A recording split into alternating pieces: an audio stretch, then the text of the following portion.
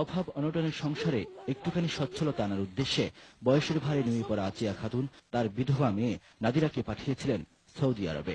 গেল 2 সেপ্টেম্বরে 2 সন্তানের জননী নাদিরা ছেলে মেয়ের সুখের কথা ভেবে অসুস্থ মাকে রেখে পাড়ি জমায় সৌদিতে, কিন্তু সেই স্বপ্ন এখন ফিকে। আপনারা কেন আমি 2 হাত জোর করে কই আমার মায়ের আইনা দেন আপনারা।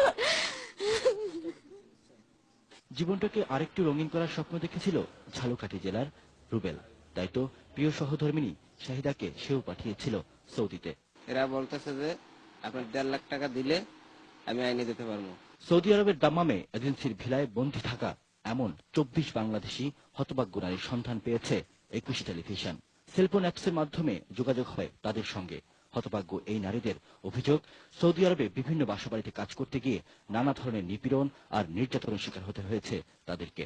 তারাই টাকা ছাড়ে, অন্য ধরে শরীরের মধ্যে থাবা মারে, টাচ করে, বাপের একটা টুকটুক করে, ছেলেকে একটা টুকটুক করে।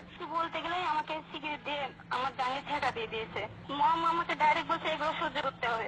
বুঝি আমি সংসার করি স্বামী, আমি বুঝতে পারি না পুরুষ কি বলতে চাইতেছে। আর 24 ঘন্টা কাজ করাইতো, মাত্র 2 ঘন্টা টাইম দিত ঘুমানোর। ওর মধ্যে ঘুমান, গোসল করা সবকিছু ওর মধ্যে করা লাগবে 2 ঘন্টা টাইমের মধ্যে। নির্যাতন সইতে না পেরে এজেন্সির ভিলায় ফিরে এসে দেশে ফিরতে চাইলে তাদের আবারও জোর করে পাঠানো হচ্ছে সেই কর্মস্থলে। 24 জনের মধ্যে এখনো আছেন 19 জন।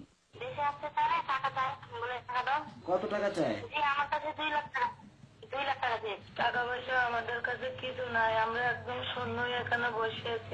দেশে দেওয়া হবে না, 2 বছর কন্ট্রাক্ট, 2 বছর কন্ট্রাক্ট পূরণ করবো, তারপরে যা এতে যা হয় হবে। মুরগির মতো জবে করে ছেলে বাড়িতে পাঠিয়ে রাখবে, তাও বাংলাদেশ পাঠাবো না। দেশে ফিরতে এই নারীদের কাছ থেকে 1.5 থেকে 2 লাখ টাকা দাবি করছে এজেন্সির লোকজন। 21-এর সঙ্গে এক দফা যোগাযোগের পরই তাদের দেখানো হয় ভয় ভীতি।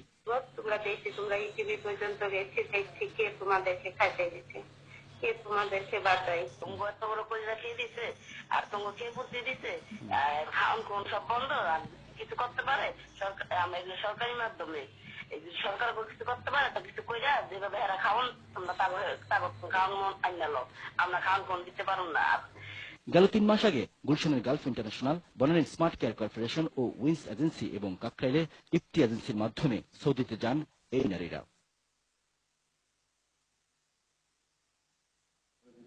বনানীর অভিজাত এলাকায় স্মার্ট কেয়ার কর্পোরেশনের অফিসে যা 21-এর ক্যামেরা। ঢালাও অভিযোগ মানতে না চাইলেও কোনো কোনো ক্ষেত্রে যৌন নিপীড়নের কথা স্বীকার করেন তারা। ওভারঅল হয়তো হতে পারে 100 জনের মধ্যে 2-4 জন যে হয় না, এটা অস্বীকার করার মতো না। যৌনতার শিকার হচ্ছে, এই বিষয়টা কি আপনারা স্বীকার করেন? অস্বীকার করার জো নেই, কারণ ওরা 4 দলের ভিতরে কাজ করে, কখন কি হয় এটা তো বলা যায় না। গুলশানের গালফ ইন্টারন্যাশনালেরও একই সুর। তবে ইতিমধ্যে গৃহকর্মীদের পেছনে করা খরচের টাকা ফেরত দিয়ে তাদের আসতে হবে বলে জানায় তারা। 6,000 সামথিং একটা চার্জ হয়, হ্যাঁ, সেটা প্লাস রিটার্ন টিকেট, এই দুটো মিলে 1.5 লাখ টাকার মতন একটা খরচ হবে।